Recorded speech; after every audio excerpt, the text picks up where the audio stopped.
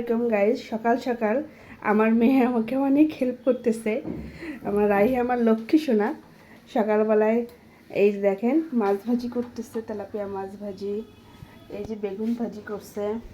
সে সে এখন ইদানিং অনেক সুন্দর সুন্দর রান্না করে। এই যে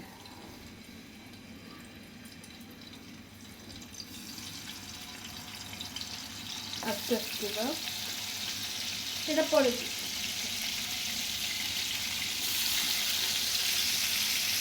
দেখেন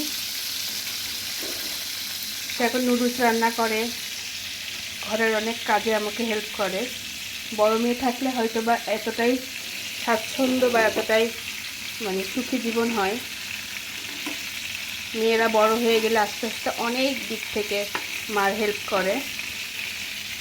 এটা দিয়ে দাও।